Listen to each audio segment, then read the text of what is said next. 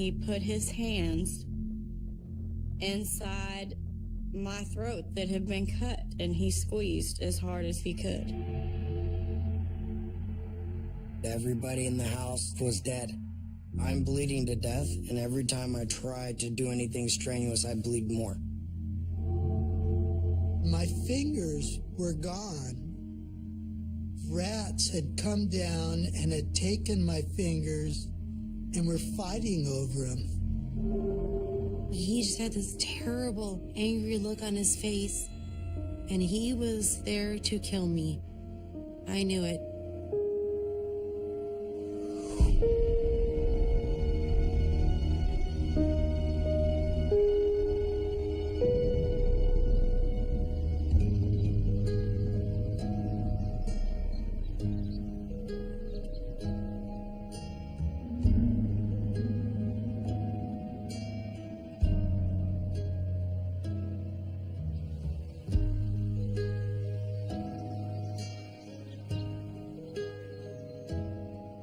I just started a new life.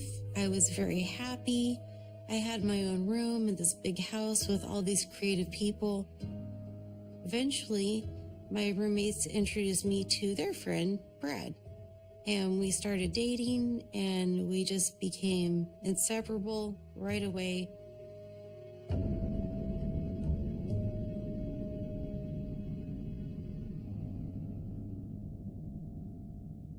He made some threats on Facebook, actually, and then removed them later when one of his friends said, "You can't say things like that. You're going to get arrested." Brad kept saying, "This guy's getting a little weird." He said, "I could see that when you're on the phone with him or after he calls, you're upset." And he said, "There's something about him that I don't trust. You should really listen to me. I have a good instinct for these things." And I said, "Oh, no. Mario's harmless. Don't worry. He's just annoying. It'll be fine. I can handle him."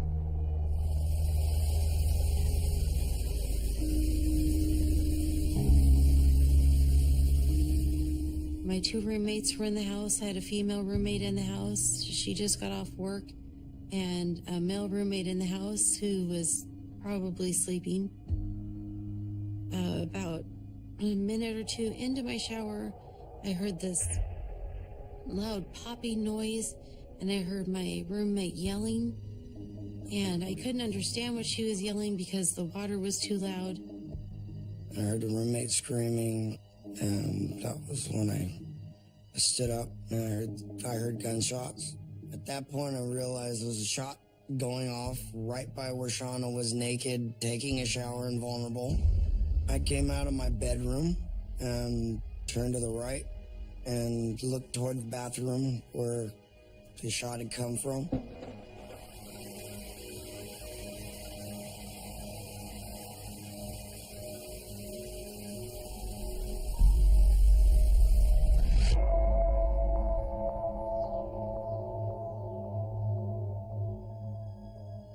I just started running at him, and I think he heard me coming at him, because when he turned and I saw him, he had the gun in his hand, but he jumped. I heard some more yelling and tussle, and then the door kicked in. Somebody kicked in the bathroom door. So I thought, well, that's rude, and I said, hey. So I decided, well, I better get out of the shower. I'll finish this later. I'm going to go see what's going on. I closed the distance as quick as I could. Realized he heard me coming. I knew I had to get the gun from him or immobilize him, and I just began charging after him. And then the next thing I know, I'm coming at him, and I hear a shot go off.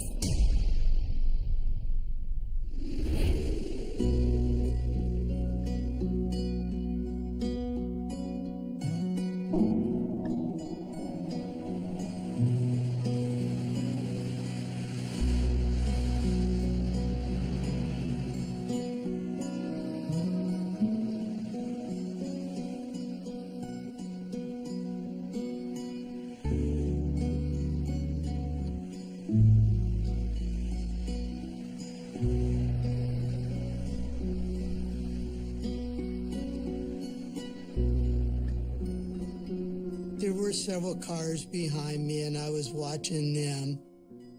I looked sideways, and when I did, I saw a car that their headlights were coming straight at me across all the freeway lanes. I thought to myself, this fool's going to hit me if he's not careful. The next instant, I felt him smack into the side of my van. And then all of a sudden, I saw that the side of the freeway was coming up. I hit the culvert, and my car takes off just like an airplane.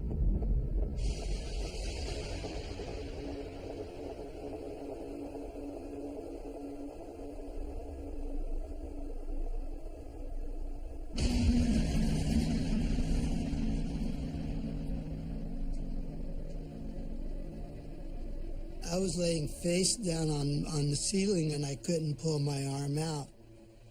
And I thought, okay, there was another car that was involved with it. He's gone off. People were behind us.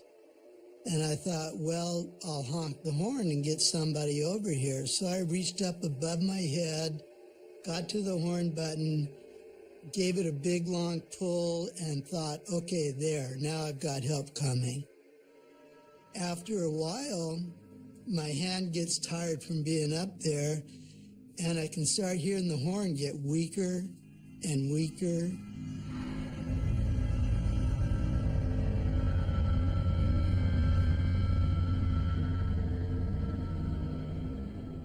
I'm starting to feel not too good now. My arm's starting to hurt a little bit. I can't get out of where I'm at. I got all this stuff on top of me.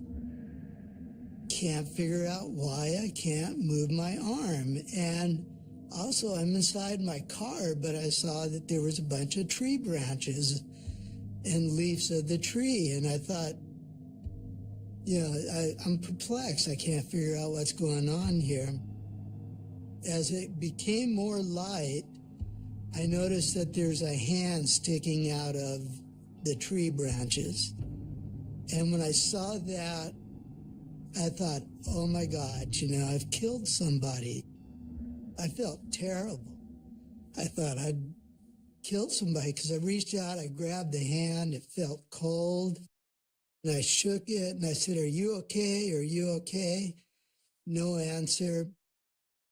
As it got lighter, I started realizing that on the thumb there was a Y-shaped scar, and that was on my left hand too. And I realized that it was my hand there. As my car was coming down, the tree branches came through the windshield, and apparently the car, as it went over, it twisted this tree branch.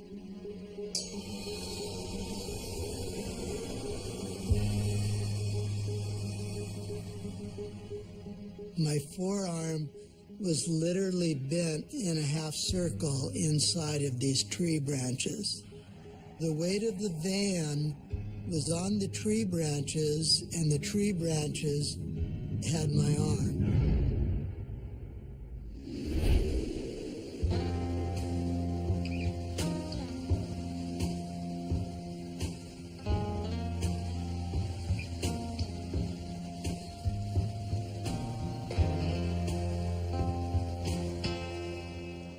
My friend arrived, and I realized that my 1-year-old daughter was out of soy milk. So I said, okay, well, let's run over to my mom's house. It wasn't very far away, and let's just fill her bottle up with soy milk, and then we'll go on into town and do what we had to do.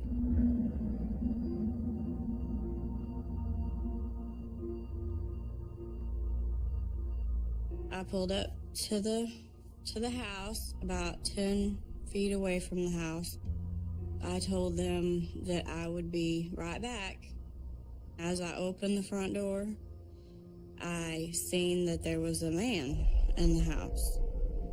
And as I got closer, I realized that it was Matthew Salazar, who worked for my stepdad on his construction crew. I looked to the side, and I noticed that all of my stepdad's guns were piled up in a pile. When I looked back at Matthew, he was headed towards me. He just started hitting me, and he hit me over and over and over, and I just kept reaching for the front door, because at that time I was just standing right inside the front door. I can reach the handle, and I can turn the handle, but he just keeps pulling me back and hitting me and hitting me. I'm fighting him. I'm hitting him. I'm kicking him. I'm doing everything I can, but nothing is hurting him. I was screaming. I was begging him to let me go. I told him that I wasn't going to tell if he would just leave me alone. He just kept dragging me and punching me. I told him that my daughter was outside and I can't die. Please don't kill me. But he told me that he was going to kill me, that he had to kill me.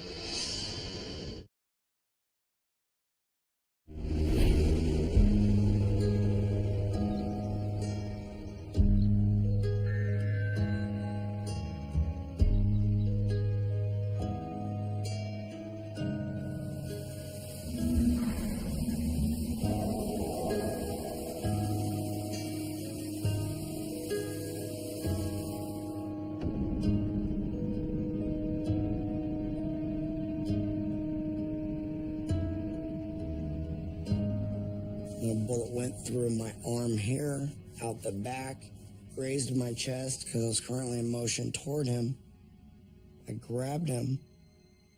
I twisted his arm and locked his joints up and hit him at the same time. His jaw went clean over his shoulder. Like, I hit him really, really hard. Felt his teeth crack together. I seized his hand, my wrist, I twisted it, and I felt his wrist cracking and bones separating, and knew I caused severe injury to him. So I left the weapon in his hand, assuming that I had control of the situation, and he wasn't going to be a threat after this point because he was in a lot of pain. I really can't tell if it was my blood or something else on the floor, but I really started sliding. My feet slid out from under me, and I just went head first to the ground. I was face down like this, and I remember seeing feet backing away from me and thinking, oh crap, I'm in trouble. And that was when I heard another shot.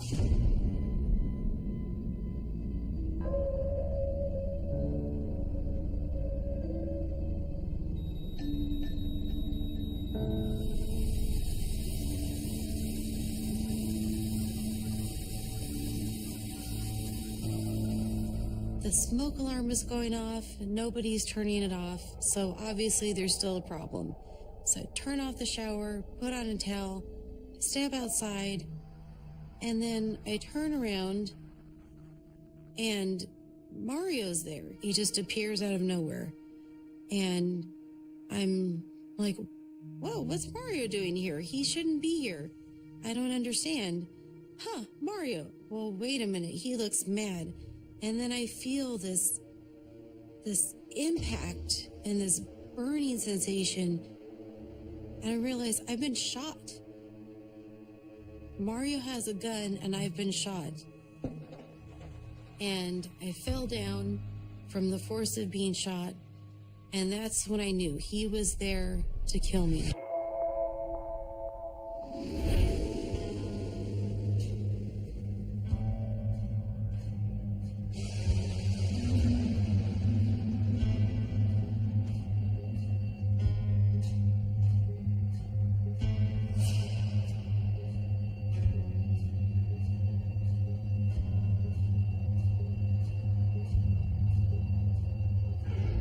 I realized that I was in a bad spot and completely on my own. I was upside down on the side of the freeway, 50 foot below the roadway.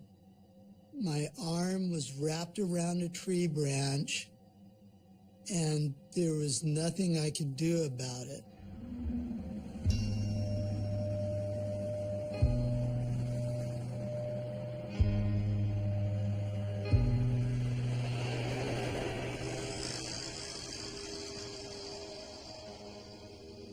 I had been in this position probably for about 4 or 5 hours. Nobody was coming for me, and I realized that I was on my own. It was up to me to get myself out of there. I carry a small pocket knife. It's about 3 inches long, and it's just got a couple of blades on it. I took that and I started cutting away on the tree branch and periodically yelling for help. By that time, I could hear the birds singing. It was a bright sunny day because I could see the light filtering down to me.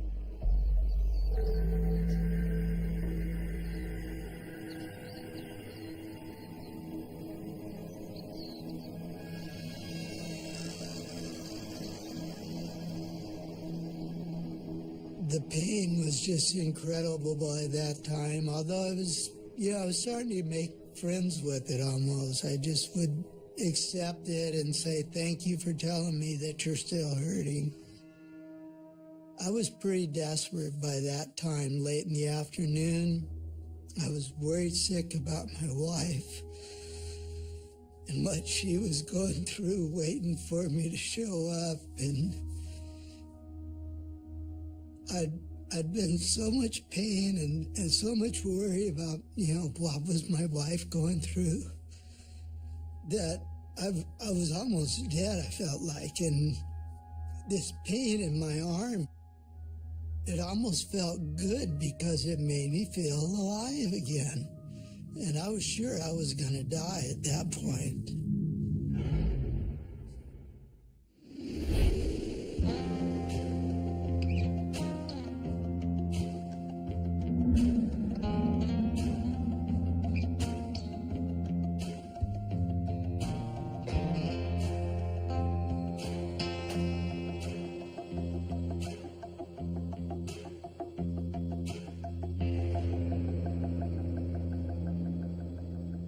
The only thing that I kept thinking about was my daughter.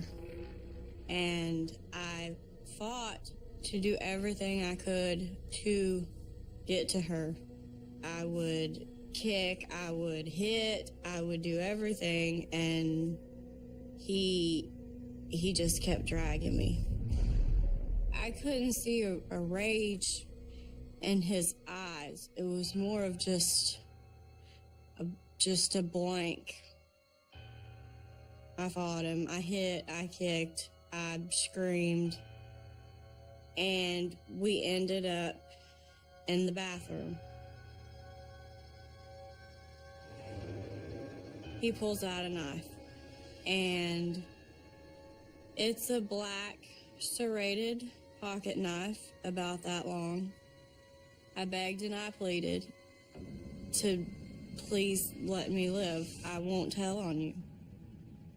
I had to stay alive for my little girl. I told him, I'm all she has. I have a baby outside of my SUV. You have to leave me alone. I have to live. And he just told me he was going to kill me. I remember blocking the knife. I was trying to protect my throat. I was trying to protect my sides. And this went on for what seemed like forever. All I could still think about was just fight. I have to fight for my daughter. That's when I just dropped to the floor and I just played dead. And I tried to be as still as I could be.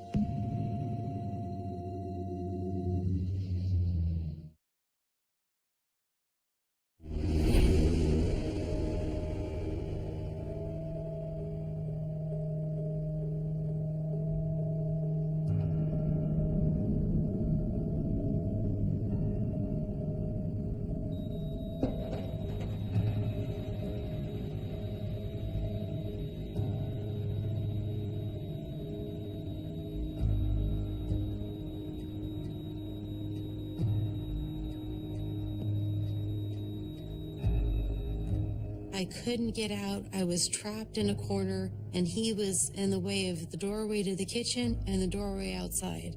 He just had this terrible, angry look on his face and just glaring at me and gritting his teeth. And he was there to kill me. I knew it. I picked up the laundry hamper, and I'm trying to block his shot, and it's the only thing I could grab.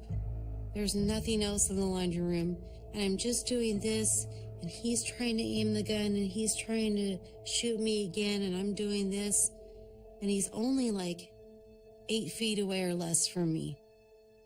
Then he aims, and he shoots me in my right eye.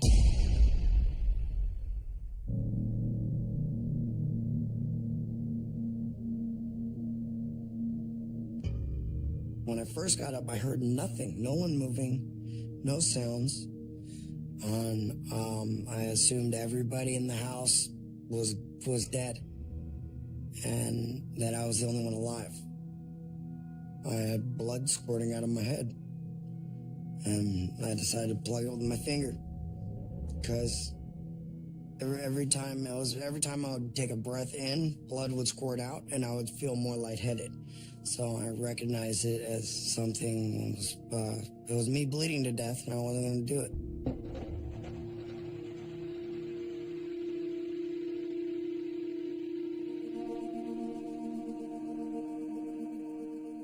I'm laying on the laundry room floor, bleeding, afraid.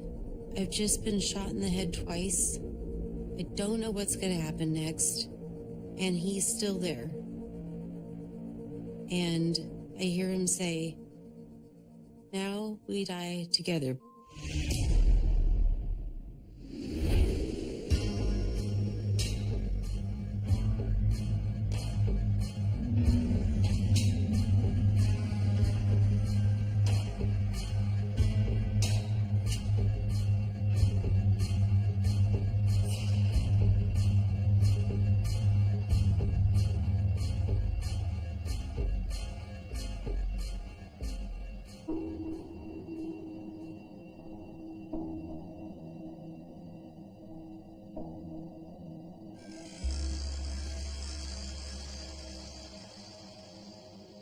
I'd been there all day long.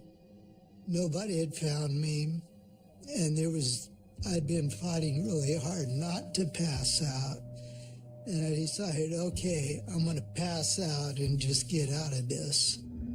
I was laying there, and I started getting all itchy, and I couldn't figure out the itchy part. And as I would rub, I realized that I was covered in ants. With the darkness, for some reason, the ants showed up in the dark, and they were crawling all over me. And I could feel them in my eyes and my ears, just, because I had blood all over me. And I was dirty. The oil out of the engine had started to leak. It had come down and was ending up on me, so I was covered in engine oil, blood, and ants. And it was really not fun. It was just totally, it was intolerable, but it had to be tolerated because I had no choice.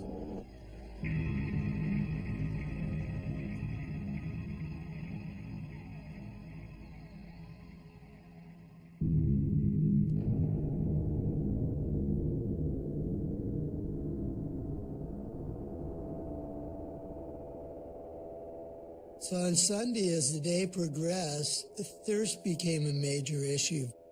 I had no water, no food. Eventually I tried urinating into a T-shirt and trying to suck the urine out of it, and I got a little that way, but not much. And my tongue was getting really dry, and it became like a walnut. It got really small in my mouth. I knew I was in a lot of trouble.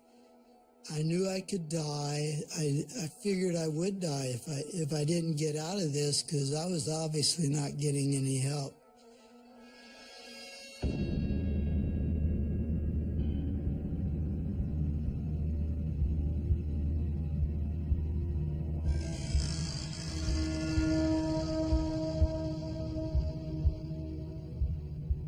But it was beyond the powers of my knife and myself. It was just too big, too heavy, too green, just wasn't going to...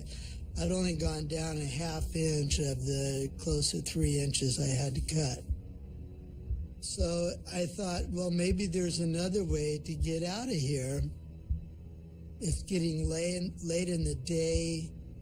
I'm thinking the ants are going to come back. There was no way I wanted to spend another night with the ants down in this hole. So I came to the decision that I was going to have to amputate my hand to get out of there.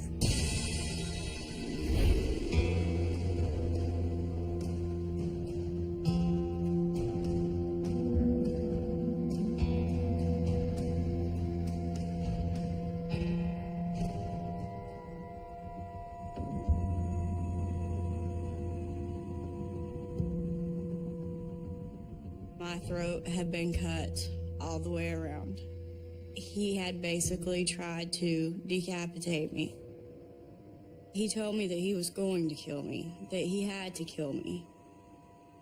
And the reason for that was he didn't want to get caught. If he was going to kill me, then I knew my only choice was to lay on the floor and play like I was dead. And that's what I did. I fell down and I laid there.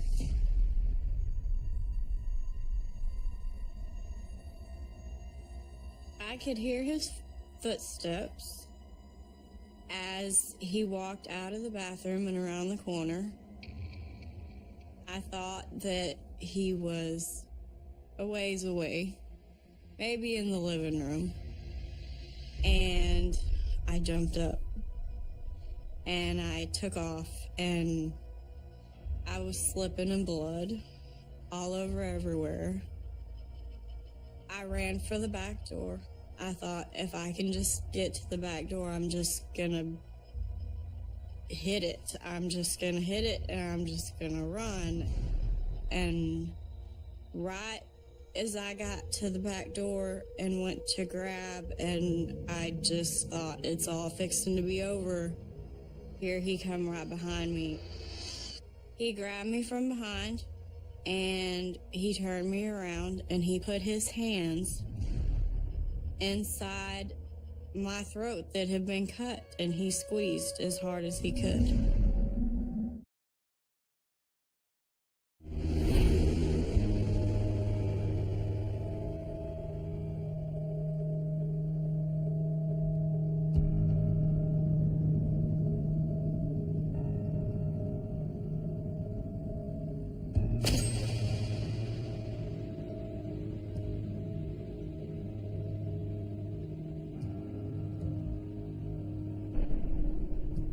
And then I heard him say, "Now we die together." And he put the gun to his head and he pulled the trigger, and then he fell on top of me. And I just thought, I don't know if he's still alive. And I just kept telling myself, you've got to wait. You've got to make sure. And I just counted to I don't even know, 60, very slowly with all the Mississippis in between, just to make sure.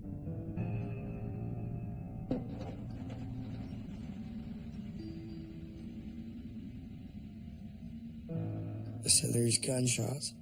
There's an assailant in my house. He shot me in the head. I don't know where he is. You need to get somebody out here to secure this. I told them the address. They were really hemming and hawing over something, the fact of, well, it's on fire, so the police can't go in, and there's a shooter, so the fire department can't go in. So at that point, she said, if you can walk out and leave the residence, please do.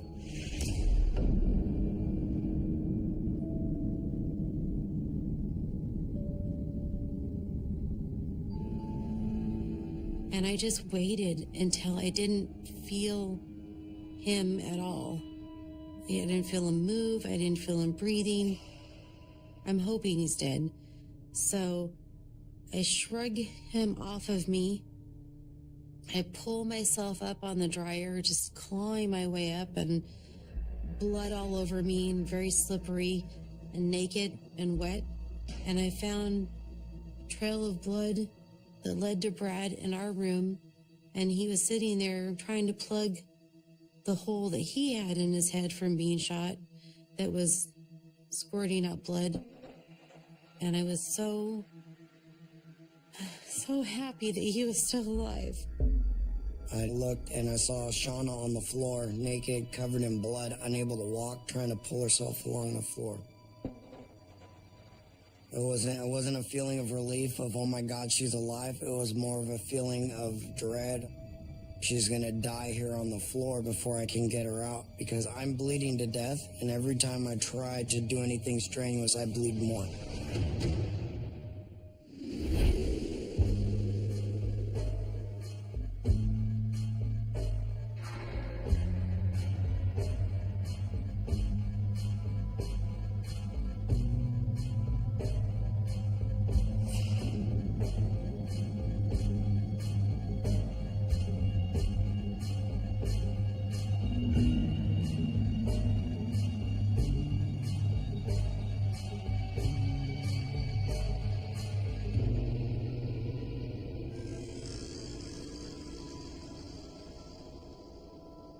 It had already turned gray, and the fingers on Saturday were sticking straight up. On Sunday, they were curled up like this. So I got my tourniquet ready. I had my knife there. I take my knife. I go up to my wrist and thought that I would just be able to cut the hand itself off. So as I started to push in, the knife went in pretty easy for about an inch, and then it stopped. I didn't hurt, I couldn't feel any pain. And then I was trying to go like this, and the tip of the knife breaks off in there, and I thought, uh-oh.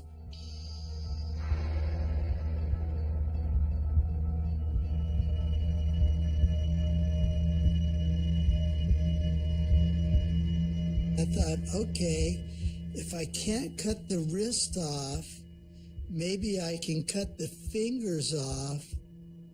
I took my knife, went up to the thumb, pushed and slid forward, and my thumb just popped right off. I looked at it and I thought, wow, you know?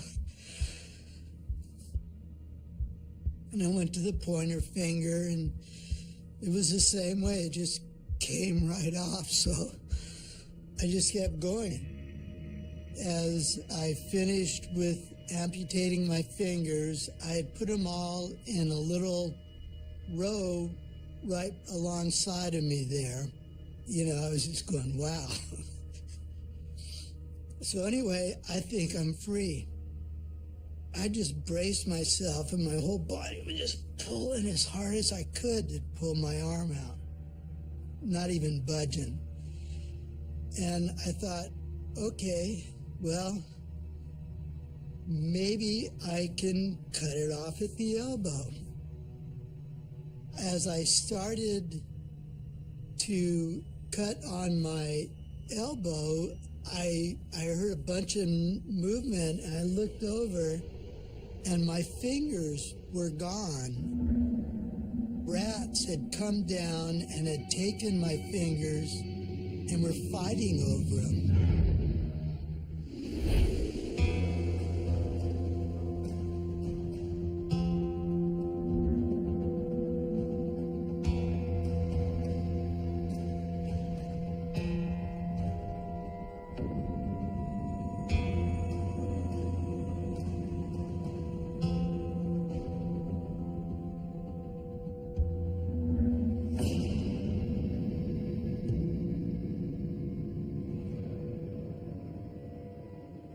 I knew that I was in bad shape, because I was laying in a puddle of blood. I knew that I was dying. I knew that there was a chance I probably wouldn't make it. And I also knew that if I didn't make it, then my daughter wasn't going to have anybody. So I knew that I had to use everything I had in me to stay alive for her.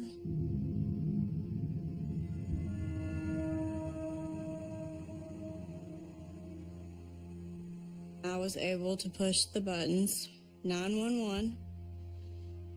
I couldn't talk. I heard the operator say, "Ma'am, please don't hang up, don't hang up." I crawled to my mom's side of the bed, which was actually further away because I felt like laying on her side of the bed. I wasn't alone because she was there with me. And I knew that if I called 911, that I couldn't talk to them, but they would have to come.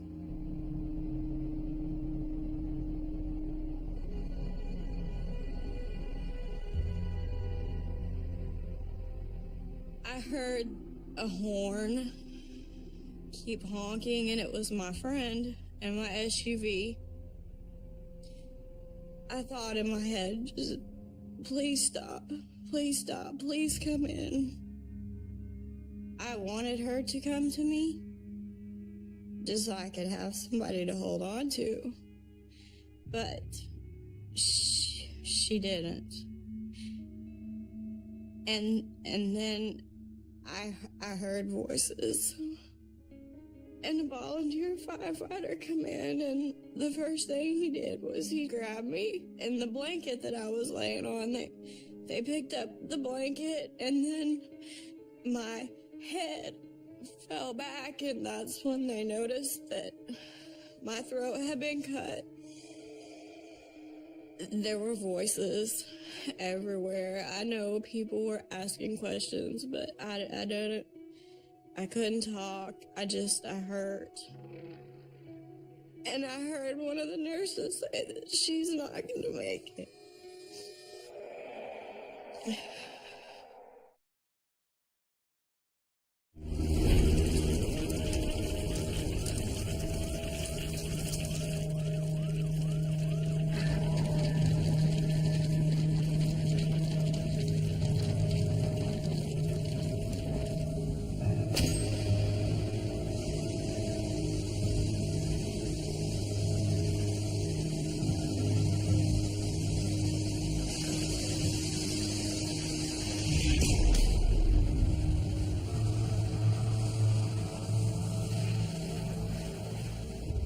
I didn't see anybody coming in, so I had to figure it out myself, and that was when I decided I'd plug my wound and try to carry her out.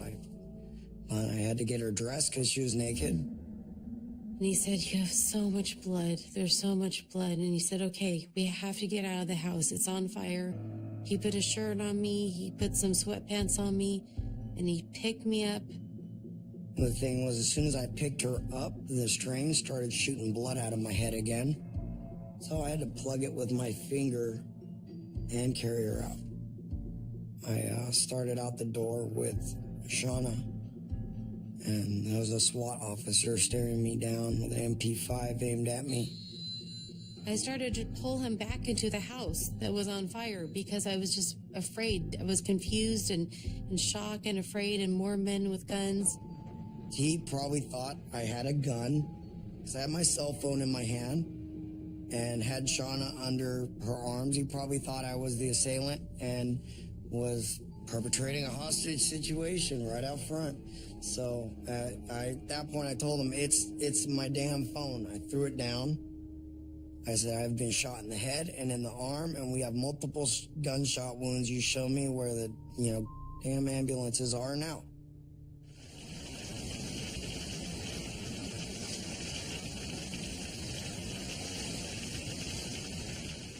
Mario had shot my female roommate. He shot Brad, of course, and he shot and killed another roommate, a male roommate. And when I found out, it was very, very sad and very angry. And I just felt really bad for his family because he didn't know Mario. He had nothing to do with this.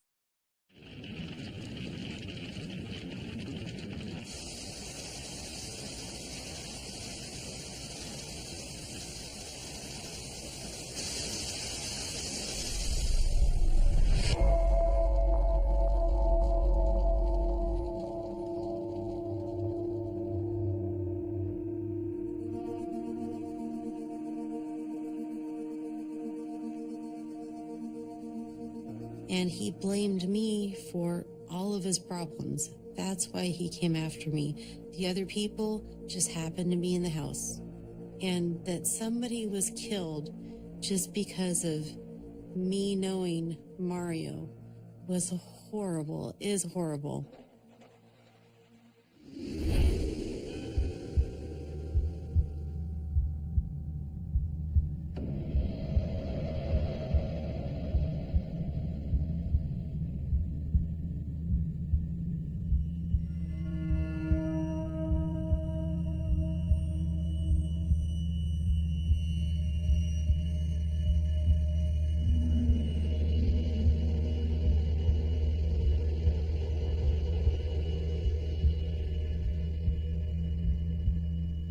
Rats had come down and had taken my fingers and were fighting over them. And it really made me mad because those were my fingers and I didn't give them permission to eat them. I wanted my fingers. I wanted to take them with me. All I could think about was getting out and getting home. I just couldn't die there. I just couldn't see myself leaving my family without them knowing what had happened and how hard I tried to get back to them.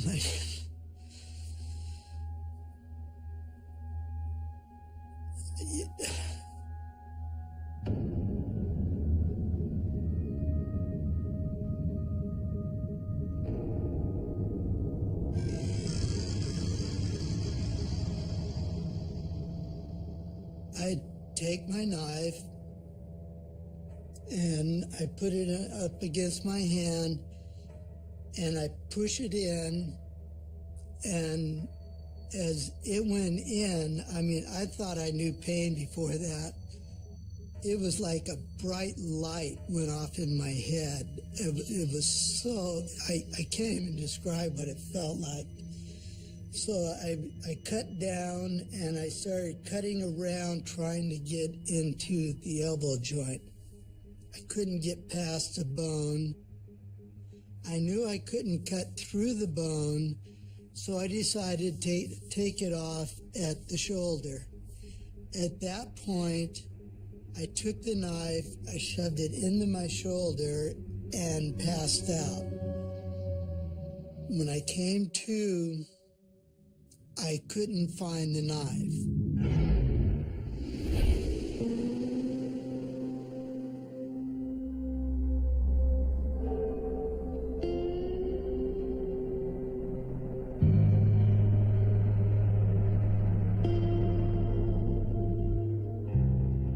I had my throat cut all the way around and all the way around the back. I had numerous stab wounds all over my body, all over my legs, all over my sides, and it took a total of 400 and something stitches and a lot of staples.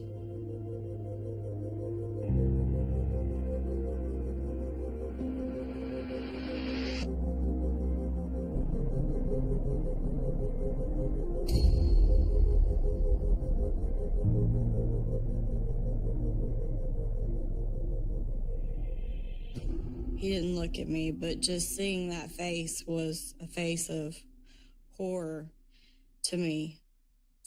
Matthew was charged with attempted capital murder, and he received 99 years. I survived because I'm a fighter, and I had to fight to live for my little girl.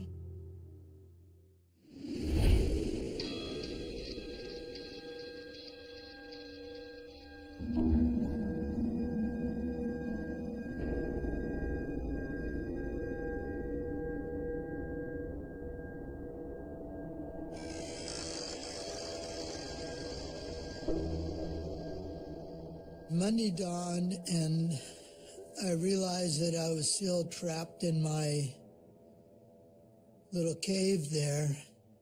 All of a sudden, heard a voice said, "Is anyone in there?" And I thought, "What?" I said, "Yeah, I'm here. I'm here."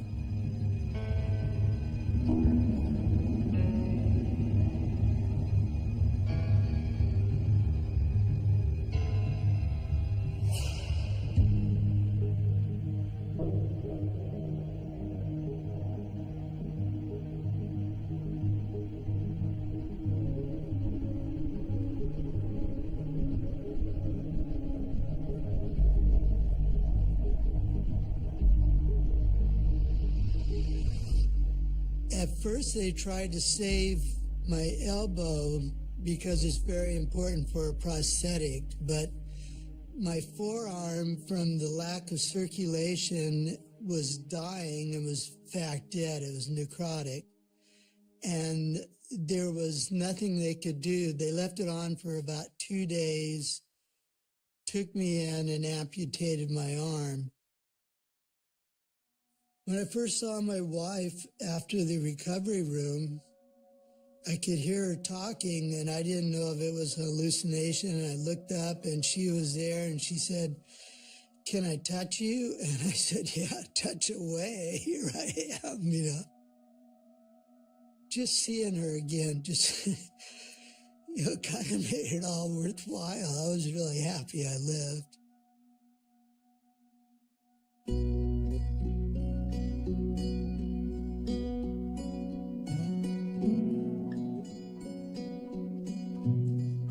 This is how we make our money. So it was, I had to get back in there and I did, and eventually I learned how to make sandals one-handed, and I continued to make sandals for another 7 years.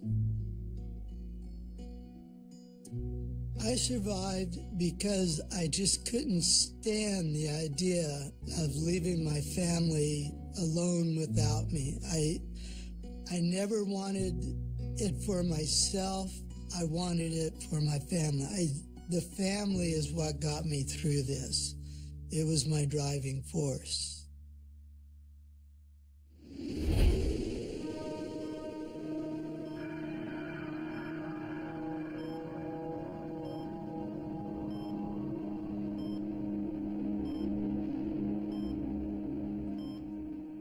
When he shot me in the right eye, that messed this up, so I'm now blind permanently in my right eye. But I did get to keep my eye. The bullet in my head is still there.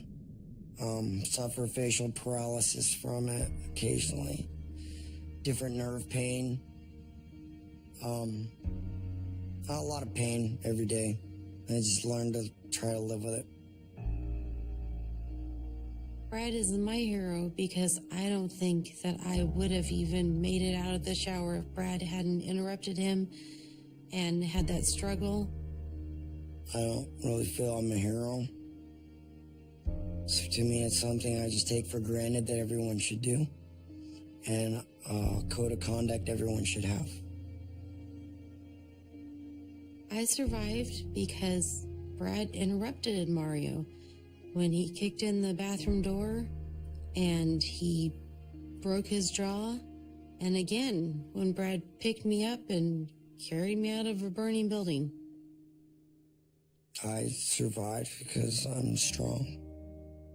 And I have a good propensity to heal and come back from things that would cripple most people. It's how I've always been in my life. It's how things happen.